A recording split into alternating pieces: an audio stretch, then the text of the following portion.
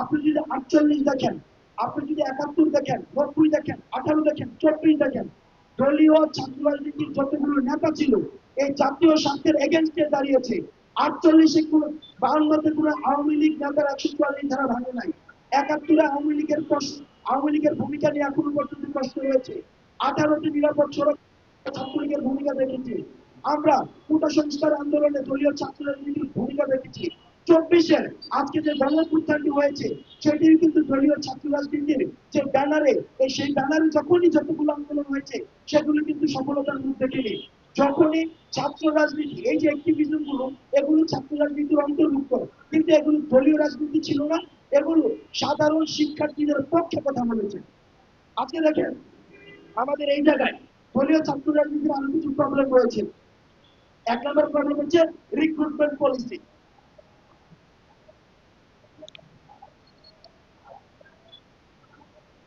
আমি একটা ঘটনা বলে, আমাদের বিজয় একাত্তর হলে একটা ছেলে ছিল, প্রচন্ড পরিমাণ রোগ। সে প্রভুস্টারের রুম ভেঙেছিল।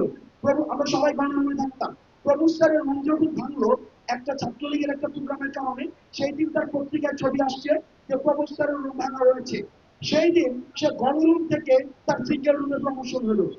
আপনি যদি দেখেন বিদ্যমান যে দলীয় ছাত্র রাজনীতি রয়েছে, বিদ্যমান দলীয় ছাত্র রাজনীতির রিক্রুটমেন্ট পলিসিটা কি, সেখানে কিভাবে নেতা নির্বাচন করা হয়, সেখানে নেতা নির্বাচন করা হয় সেটা হচ্ছে মাদার পার্টি সিগনেচার করা প্যাডের মধ্যে নেতা নির্বাচন করা হয়।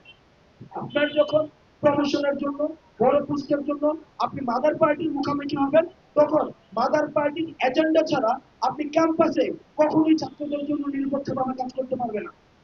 আপনি যদি সিটের ইস্যুটি দেখেন তাহলে আপনি দেখবেন আমরা দলীয় ছাত্র রাজনীতি সহ বিশ্ববিদ্যালয় দেখেছি, দলীয় ছাত্র রাজনীতি ছাড়া বিশ্ববিদ্যালয় দেখেছি। যেখানে দলীয় ছাত্র রাজনীতি নেই, যেমন খুলনা বিশ্ববিদ্যালয়, সেখানে কিন্তু সিট সংকট নেই। আমরা বুয়েটে দেখেন বর্তমানে দলীয় ছাত্র রাজনীতি নেই।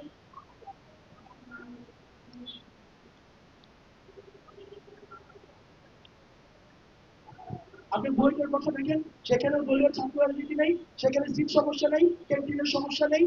খুলনাতে ক্যান্টিনের সমস্যা নেই, সিটের সমস্যা নেই। অর্থাৎ এই যে দলীয় ছাত্র রাজনীতি সহ বিশ্ববিদ্যালয় এখন আপনি চান, নাকি ছাত্র রাজনীতি যুক্ত যেটা দলীয় না সেই ছাত্র রাজনীতি আপনি চান, সেই প্রশ্নটি হচ্ছে এখন আপনাদের কাছে। এখন দেখেন আমরা যতক্ষণ না পর্যন্ত, এই যে বারবার বলা হয় আওয়ামী লীগের সময় বলা হয়েছে ছাত্র রাজনীতির গুণগত পরিবর্তন, আমরা ছাত্র রাজনীতির গুণগত পরিবর্তন অনেক কিছু এখন দেখতে পাচ্ছি। এই ছাত্র রাজনীতির গুণগত পরিবর্তন ভালো আলাপ, এটা একদম কমপ্লিটলি, এটা হচ্ছে একটা ন্যাস্টি আলাপ। দলীয় ছাত্র রাজনীতি কখনোই গুণগত পরিবর্তন হবে না। আপনার মাদার পার্টি যদি আপনার পলিসি ঠিক করে দেয়, আপনার মাদার পার্টি যদি ক্যাম্পাস আপনার এজেন্ডা ঠিক করে দেয়, মাদার পার্টির প্রতি যদি আপনি রিক্রুটমেন্টের জন্য দায়বদ্ধ থাকেন, তখন কখনোই আপনি শিক্ষার্থীদের প্রতি আপনার জবাবদিহিতা থাকবে না। কারণ আপনার পদ প্রমোশন সবকিছু হচ্ছে মাদার পার্টি নির্ধারণ করবে। সেই জায়গা থেকে আমরা এই ক্যাম্পাসে দলীয় ছাত্র রাজনীতি আমরা চাই না, আমরা চাই ছাত্র রাজনীতি। এখন এই ছাত্র রাজনীতির ধরনটা কি হবে? মেঘমল্লার দা ওনার বক্তব্যের শেষের দিকে খুব সুন্দর করে পলিসিটা দিয়েছেন যে ডাকসু কেন্দ্রিক ছাত্র রাজনীতি। ডাকসুর যে অ্যানোমালিস গুলো রয়েছে, যে প্রবলেম গুলো রয়েছে, এই প্রবলেম গুলো উনি দেখিয়ে দিয়েছেন। এখন এই বিষয়গুলো নিয়ে কাজ হতে পারে।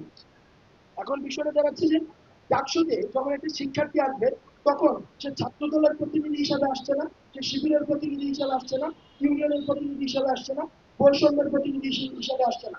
সে আসবে ঢাকা বিশ্ববিদ্যালয়ের সকল শিক্ষার্থীর প্রতিনিধি হিসাবে।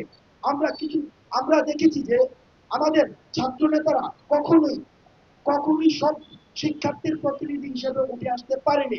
সে হয়তো ছাত্রলীগের প্রতিনিধি ছিল, ছাত্র দলের প্রতিনিধি ছিল, শিবিরের প্রতিনিধি। আজকে এই 24 পরবর্তী গণ অভ্যুত্থান, যখন আমাদেরকে শেখ হাসিনা বলেছিল যে আমাদের সাথে তোমরা আলোচনায় বসো, আমরা বলেছিলাম শহীদের সাথে আলোচনা করে শহীদরা যদি আমাদের সাথে যায় তখন আমরা আলোচনা করব। ঠিক 5 আগস্টে আমাদের যে অভ্যুত্থানটি হয়েছে, অভ্যুত্থানের একটি গুরুত্বপূর্ণ বিষয় ছিল দলীয় লেজুর ভিত্তিক ছাত্র রাজনীতি।